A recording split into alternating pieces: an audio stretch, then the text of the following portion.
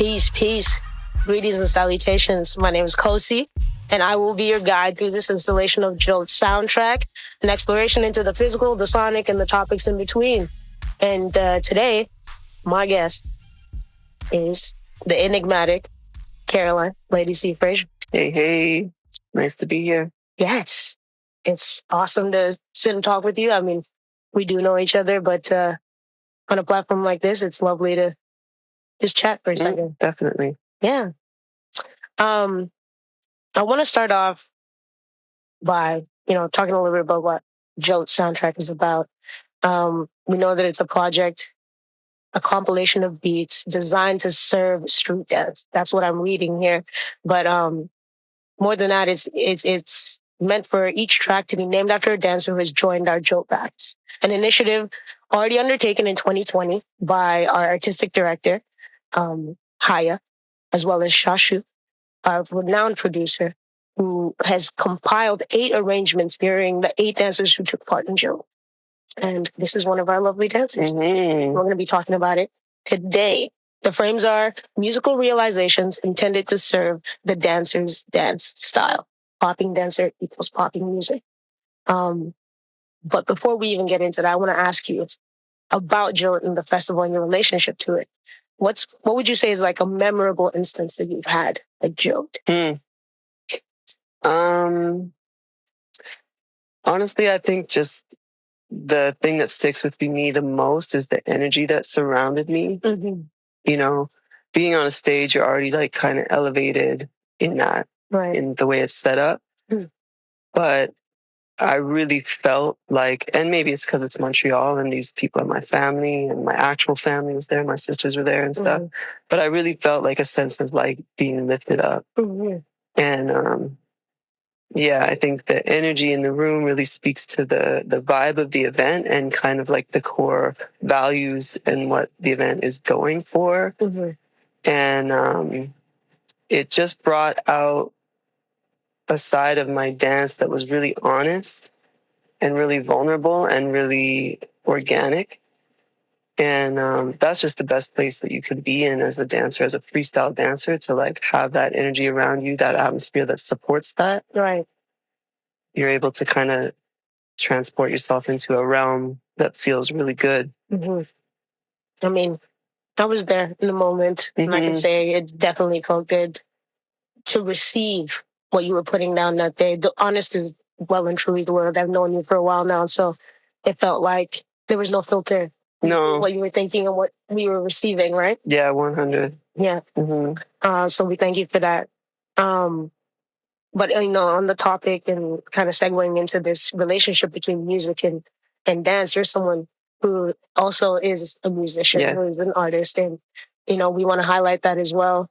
But it means that you're coming with this great hybrid of understanding, of knowledge about how to approach music and sound. And that's what I felt like I was watching that day. It was a moment where I could see your 2 disciplines, if you could say you're multidisciplinary, but they were colliding. So I want to ask, like, what do you think your musicianship brings to your dancing? I think no matter what, quote unquote style or genre of dance that I'm doing, my main goal in dance is to be like a visual interpretation of the music. And that can come down to everything from like, what's the mood of the music? What's the lyrical content of the music? What's the actual instrumental breakdown of the music? All of that, I'm trying to take that in and be the best interpretation of that I can if it was manifested into a physical thing. So that's always where I start with dance. In a battle, in a cypher, whenever on a stage, that's primarily what I'm going for. Right. Yeah. Almost to make the intangible tangible. Yeah, because I just feel like I respect the music so much, especially when I'm dancing to a song that I love. Right. Or that's like physically moving me, like I can't help it. I just respect the musicianship so much and the craftsmanship that goes into creating a song like that. That I'm trying to like honor that. And I'm also trying to like, when people are watching me, I'm trying to get them to hear things in the music that they might not have paid attention to, or I'm trying to interpret the vibe of the music so that I'm honoring it, you know? Because I have just a deep love and respect for music on a different level outside of dance. Absolutely.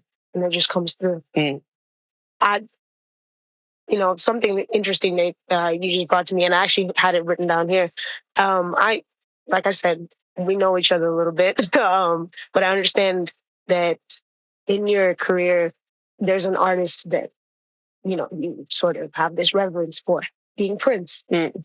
And I wondered in those finals how it felt to receive a Prince track in that moment. Mm. And like, what was going through your mind? Like, walk us through it a little bit. The 7 Davis Jr. flip, right? Right. Yeah. That song has just a griminess to it, a raw funk to it that is that's my favorite type of funk too. Like, it just kind of gets under your skin in like just a nasty way. And so, Prince is one of my favorite things to dance to, period. And then, that 7 Davis Jr. flip was like even a deeper level. Like, the vocals were kind of distorted and something's going on. Yeah. So I think, again, I just let that move through my body in a way that felt kind of like in that same energy of like grimy. Right. But yeah, I'll take a Prince track any day. Right. No, I think I replayed that moment in my head as you're talking, and it happens sometimes that with the concept or a rule, something like Joat, it's easy for you to allow the rule to overtake the dancing, and for your own physicality to kind of take a back burner for a second and to be about, oh, this is what's happening. And I'm not trying to toot your horn or make you feel, but in that moment, I really felt like you didn't let the dancing step back. That you met the concept or the rule, or actually, was it a freestyle round? In that the controversy round? Or you had proposed rules for each other in the finals, right? Yeah, I think that one maybe was the book round. Was your round? I think so. I'm not sure, actually. I don't know if we can VAR that. It was her round. All right, cool. So there's lots of layers there. You had proposed the rule. You got a Prince track, someone who you have this reverence for, and not only that, the dancing. I think those were the perfect requirements for the dancing to shine. Well, it's interesting too because traditionally boog, like the feeling of boog style popping, you wouldn't really put on a song like that. Right. So I liked that challenge of having to adapt it to a song that doesn't necessarily, when you think about boog, you don't necessarily think about that type of feel. No. So I adapted the feeling of boog, even my own choice, which was that round. I had to adapt it as well. Yeah. To fit the music. That you did. Yes, indeed. I want to move kind of in the same way. I want to talk about the song, if we have time, the Mofax song. I had a second to listen to it briefly. And I kind of want to get your take as a musician, as a dancer, kind of in the two veins, how you receive this song. For someone to watch you move and for that to be their interpretation. Yeah. What are you seeing? What are you hearing? Are there things you agree with, not agree with?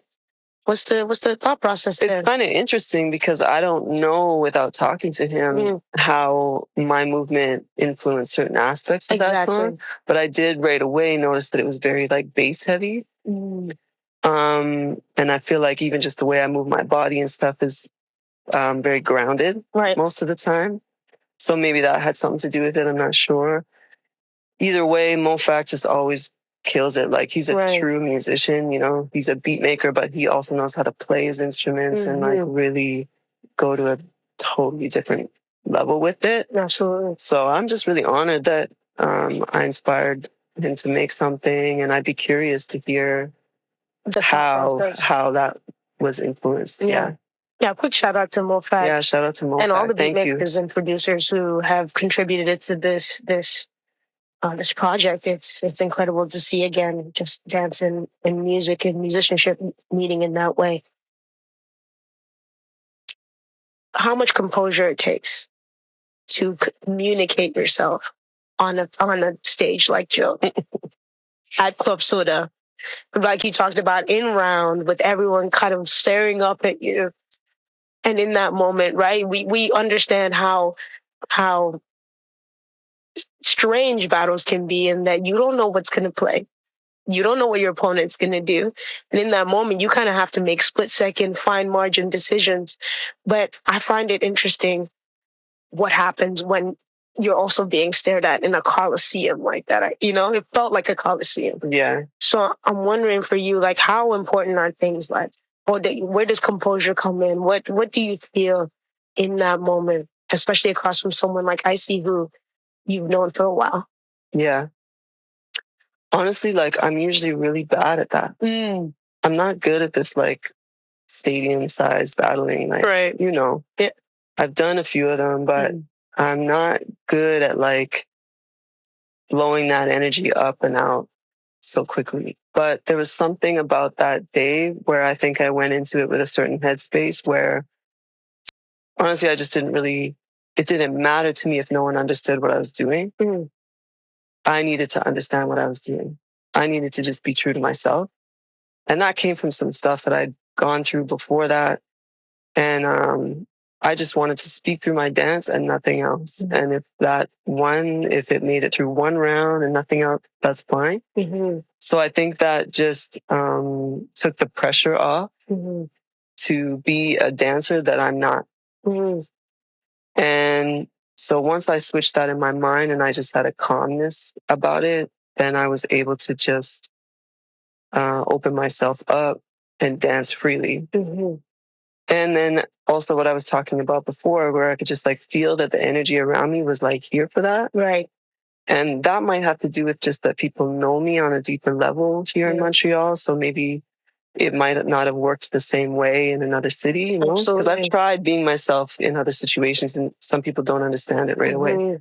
So I think it was that, the music was kind of also on a tip of like some freeness. Like Shashi was going in realms that like aren't typical for a popping battle. Absolutely. I kind of dig that. Like I'm ready for that.